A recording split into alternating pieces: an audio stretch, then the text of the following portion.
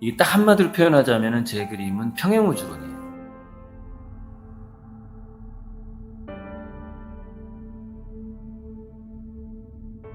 일단 그 선생님의 작품 뭐 성향이라든지 스타일을 좀 말씀을 해주셨으면 좋겠는데, 네네네. 예, 작품에 대한 소개를 좀 먼저 부탁드리겠습니다.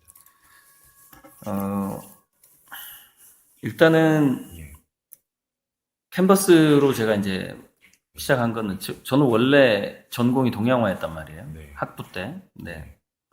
캔버스로 온 거는 예, 동양화가 훨씬 더 어려워요.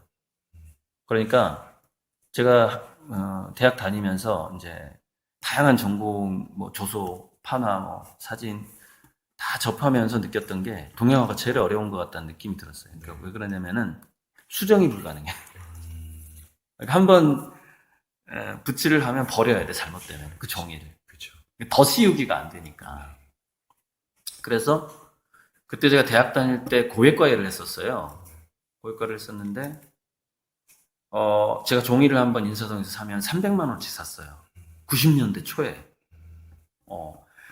종이를 그렇게 버리는 거예요. 그러니까 이런 어떤 서양화 재료보다 훨씬 많이 들어가는 거죠. 왜냐면 마음에 안 들면 우리 왜 그 이렇게 작가들 보면 쓰다가 원고지 막 구겨가지고 막 버리잖아요. 똑같아. 그러니까 그 장당 2만 원, 3만 원 하는 그 종이가 판지가 막 버려지는 그런 걸 경험하고 나서 안 되겠다. 나 캔버스로 가야 되겠다. 도저히 안 되겠다. 그래서 캔버스로 이제 캔버스에다가 이제 제 그 어떤 생각을 표현하기 시작했는데 이게 간단하게 지금 캔버스 그림을 하게 된 이유예요, 이게. 근데 화가에게는 재료를 무엇을 쓰느냐 하는 것보다 중요한 거는 어떤 스토리를 담느냐가 사실 본론이잖아요. 그래서 자연스럽게 자기의 삶과 자기의 철학이 그림에 담기는 걸 텐데 이게 딱 한마디로 표현하자면은 제 그림은 평행우주론이에요. 평행우주론. 평행우주론이라고 해요. 평행우주론. 네, 평행우주론. 예. 그 사람이 그러니까 평행우주론을 하려면은 이제 세 사람의 물리학자가 등장을 하는데 네. 불확정성 원리, 네. 슈레딩거의 고양이, 그다음에 휴 에버릿인가 그래요. 네. 검색을 한번 해볼까? 휴 에버릿이 1970년, 71년부터 하버드에서 평행우주론을 강의했거든요. 네. 그때 70년, 71년이면 제가 막 태어났을 때잖아요. 근데 그 휴 에버릿 그 다큐멘터리 영화를 보고 깜짝 놀랐어요. 세상에 내가 태어났을 때 이미 미국 하버드에서는 평행우주론을 강의하고 있었구나. 야, 얼마나 빨라요. 50년 전이에요, 50년 전. 그렇죠. 그 평행우주론을 제가 지금 그리고 있는 거예요. 왜 버린 말일까요? 아니, 지금 나오잖아. 애가 어이구나. 휴 에버릿, 슈레딩거의 고양이. 네. 휴 에버릿, 평행우주란 미친 생각은 어떻게 상식이 되었나. 어이 에버릿이에요. 그러니까 휴 에버릿은 이게 내용으로 들어가면 좀 복잡한데 관찰자 자신도 평행 우주 속에 하나일 뿐이라는 생각을 한 거거든요. 그러니까 우리가 관찰하는 대상들이 고양이가 뭐 이 물건들이 사회적인 현상들이 다양한 우주 속의 하나구나가 아니라 나 자신이 다양한 평행 우주 속의 하나구나 이걸 생각한 거죠. 자기 자신이. 그러니까 내 자신도 지금 이렇게 인터뷰하는 나, 뭐 인터뷰를 거절한 나, 뭐들은 뭐 전주역에서 인터뷰하는 나, 여기 터미널 네. 쪽에서 인터뷰하는 나 이렇게 다양하게 내 자신도 나눠지는 것인데,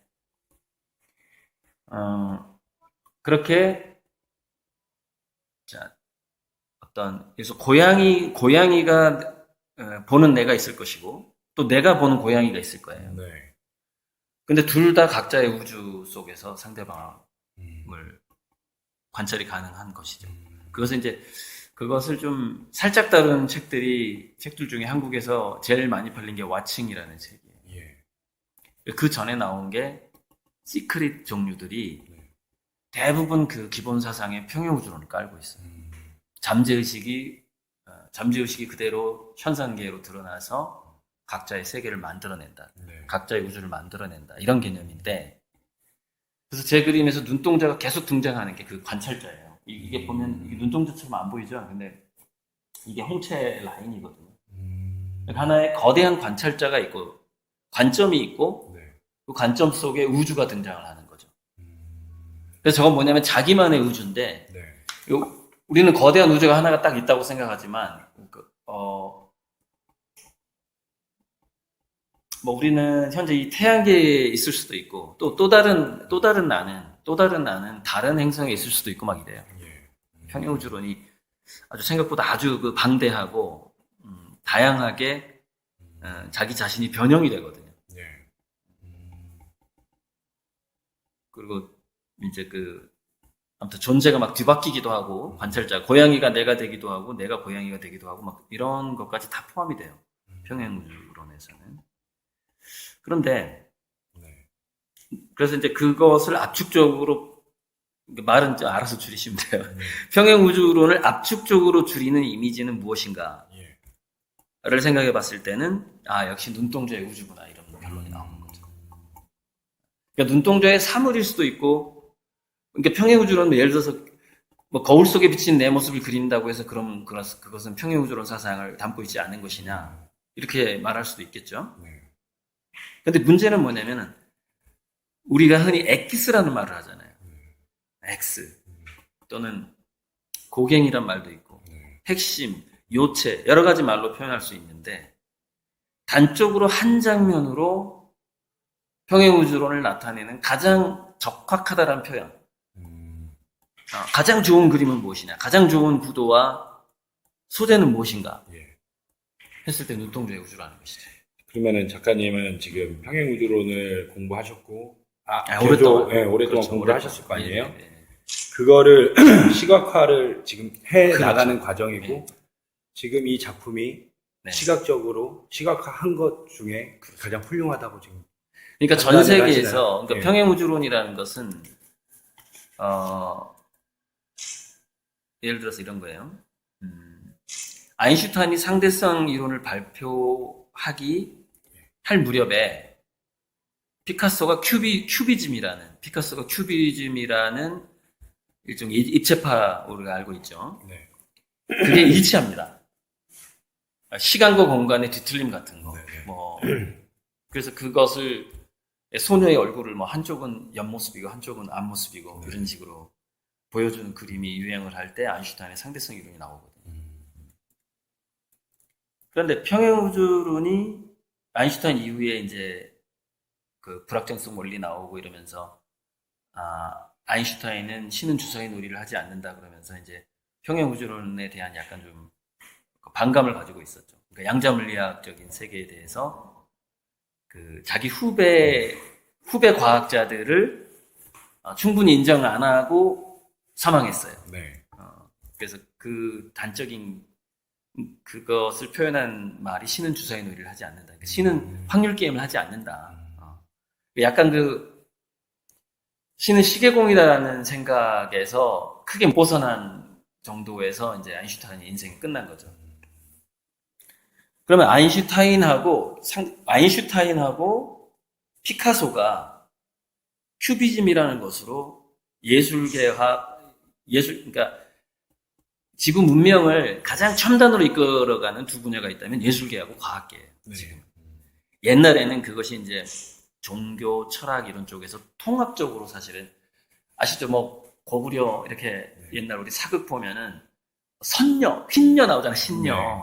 그러면 트로이라는 데 이런 데 보면은 그 제사장들이 나오잖아요.